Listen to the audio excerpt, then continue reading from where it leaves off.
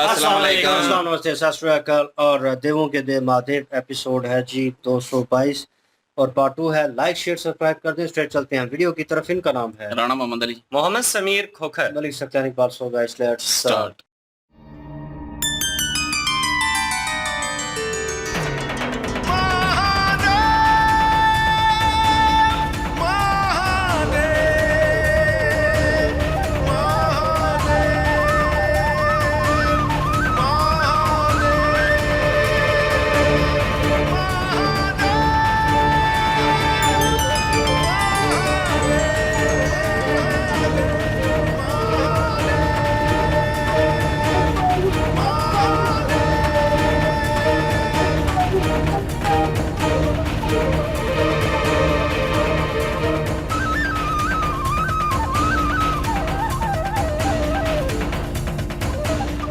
आपके वापस आने तक मैं इस स्थान पर आपकी प्रतीक्षा करूंगी।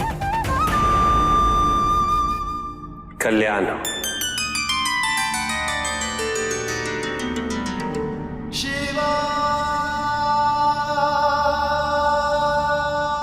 और अंत में महादेव द्वारा गंगा को त्याग करने वाला स्थान आज भी पंचकर्णी सरोवर के नाम से जाना जाता है।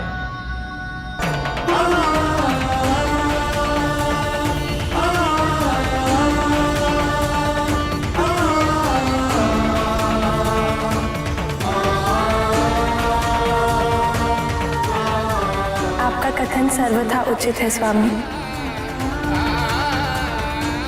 पुरुष और प्रकृति का मिलन नैसर्गिक अवस्था में ही होना चाहिए।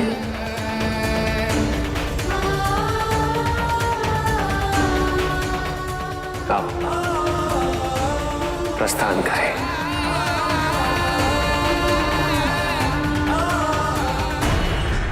याद रहे कि हम असुर हैं, असुर, और असुरों का धर्म अपनी इच्छा से जीवन यापन करना होता है।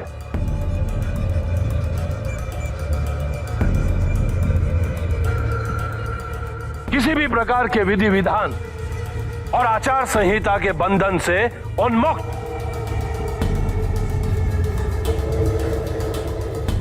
हम असुरों को अपने प्रत्येक कार्य किसी भी मार्ग से निष्पादन करने का पूर्ण अधिकार है। ये विधि विधान, धर्म अधर्म का विवाद, देवताओं द्वारा रचित शोषण करने की नीति है। बस केवल शोषण करने की नीति।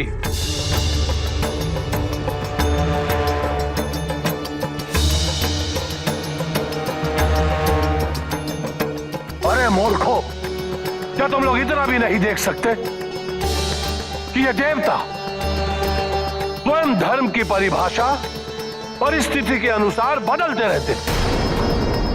तो फिर हम क्यों नहीं बने?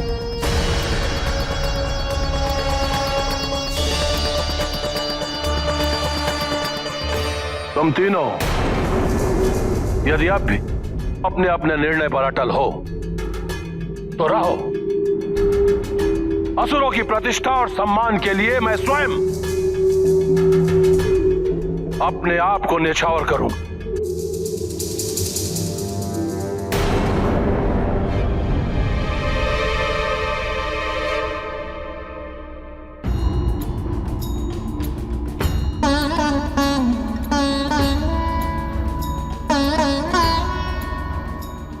आपने हमें कोप की अनिवार्यता के बिना पुत्र प्राप्ति का वरदान तो दे दिया, किंतु ये कैसे संभव है?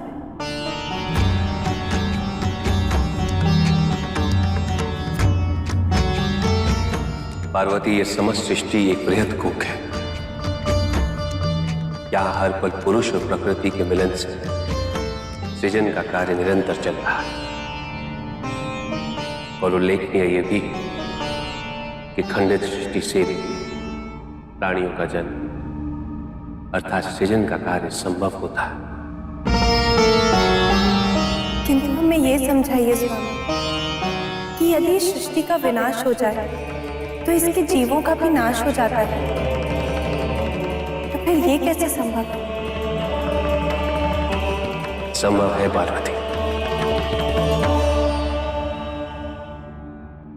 विपदा की स्थिति में पुरुष और स्त्री तत्व दोनों का समागम संभव है, जो कि अविभाज्य। इन तत्वों से उत्पन्न हुई ऊर्जा से सृजन का कार्य निरंतर चल रहा है और हमारे पुत्र का अवतरण इसी अवस्था में होगा।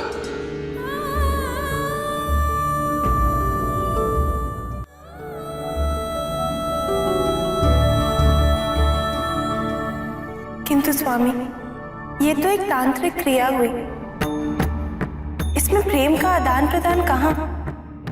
नहीं पार्वती, प्रेम इन सभी क्रियाओं का आधारभूत है और प्रेम के अभाव में पुरुष और स्त्री तत्व दोनों का समागम असंभव है।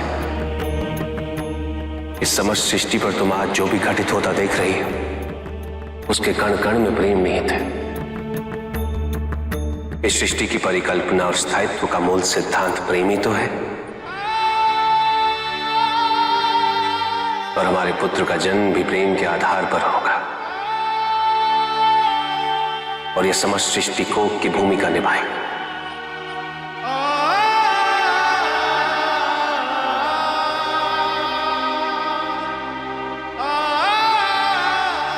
अब भी कोई शंका है तुम्हारे मन में?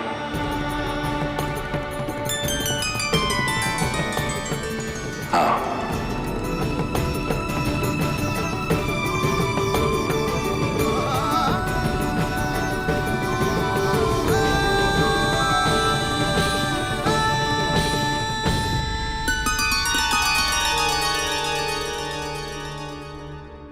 किसी भी परिस्थिति में महादेव और माता पार्वती के पुत्र का अवतरित होना अति आवश्यक है।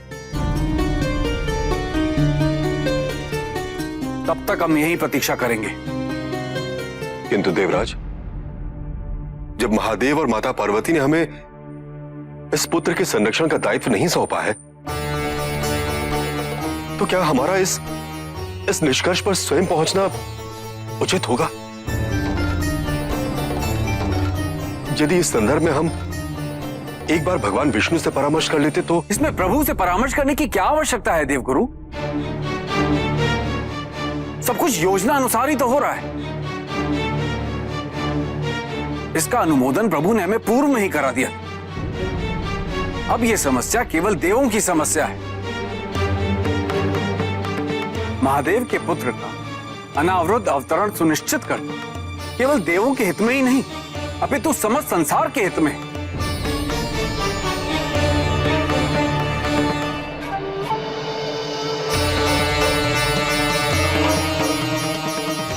अग्निदेव, महादेव के पुत्र का आविर्भाव ऊर्जा के रूप में होगा। सृष्टि के संपर्क में आते ही ऊर्जा बालक का रूप ले लेगी। किंतु हमें भय है, यदि इसकी सूचना असुरों को हो गई और इस ऊर्जा का उन्होंने अभिग्रहण कर लिया तो अनर्थ हो जाएगा।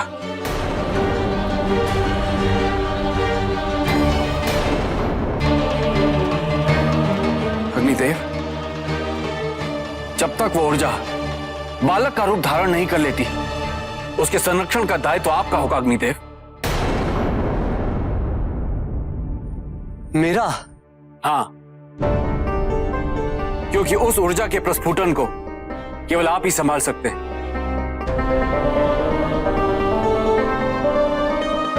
क्योंकि आप स्वयं ऊर्जा के महास्त्रोत हैं।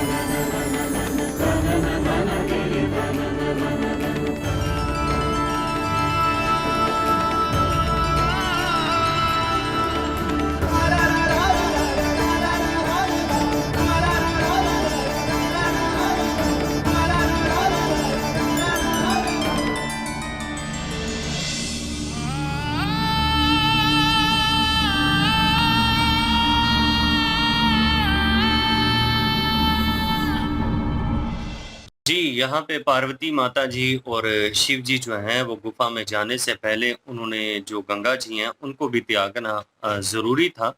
और यहाँ पे जब उन्होंने अपनी जटाओं को खोला है तो गंगा जी जो हैं वो सामने आके खड़ी हुई हैं और उन्होंने प्रणाम किया है शिव जी को। और शिव जी को ये कहा है कि आपके आने तक मैं यहीं पे आपका इंतज़ार करूँगी। शिव जी ने उनको आशीर्वाद दे दिया कि आपका कल्याण हो। और आज भी उस स्थान को बड़ा मुश्किल वर्ड है, अब हम उसको प्रोनाउंस सही से नहीं कर सकते, लेकिन ये है कि सरोवर के नाम से पंचकर्णी सरोवर जो है मेरे ख्याल में कहा गया है कि उस नाम से आज भी वो जो है ना नदी वो जानी जाती है। और उसके बाद शिव जी जो हैं और माता पार्वती जी वो गुफा के अंदर गई हैं।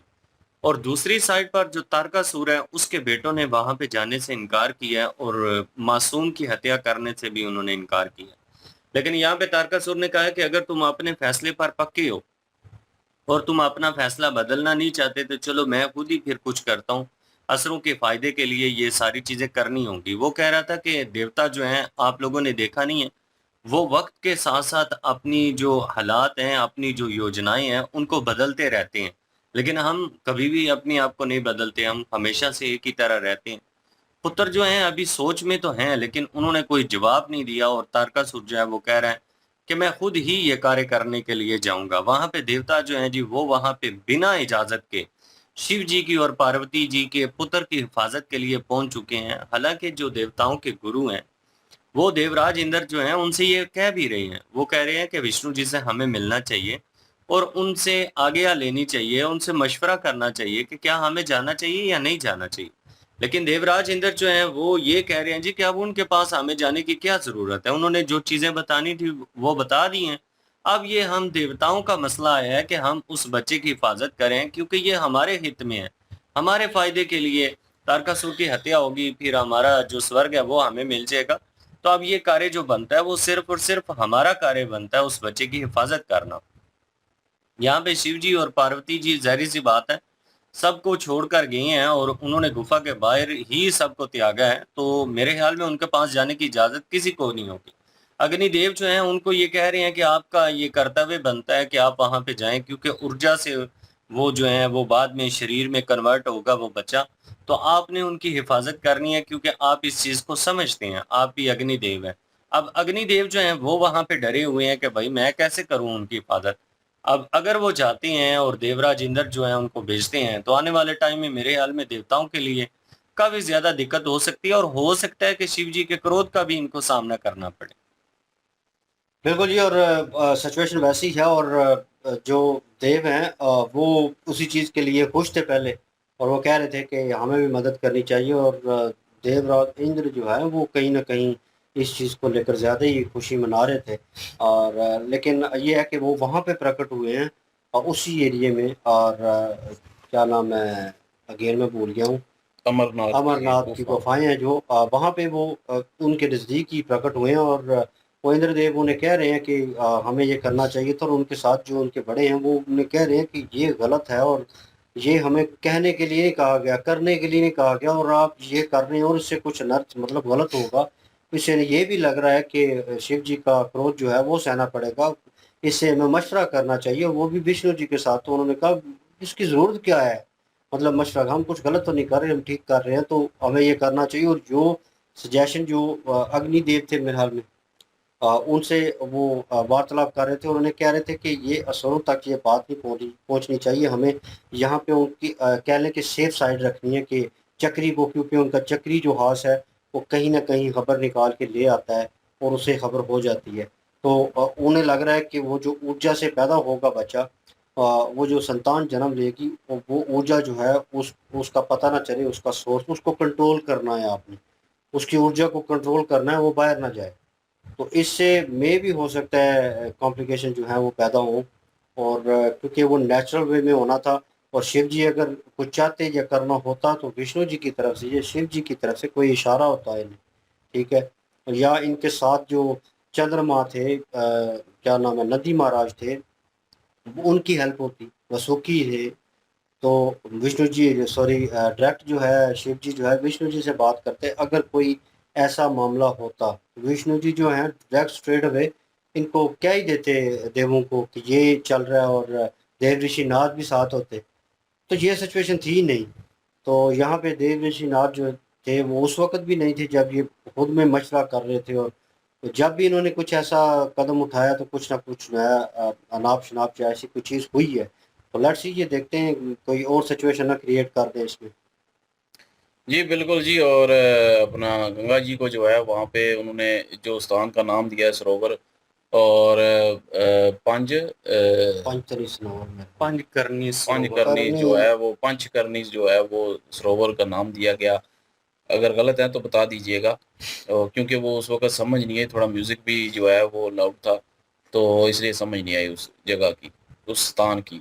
तो लेकिन ये है कि वहाँ पे जो है वो उन्होंने जो नाम दिया हुआ है सरोवर का वो था, और उसके बाद जो है वो गुफाओं की तरफ जो है उन्होंने वो चले गए, और एक गुफा में भी गए पार्वती जी और शिव जी, और बड़ी खूबसूरत जो है वो गुफाएं दिख रही थी। और अब वहाँ पे जो है वो आत्माओं के ज़रिए जो है वो उनका रोशनी के ज़रिए, ऊर्जा के ज़रिए जो है उनका पुत्र पैदा होगा।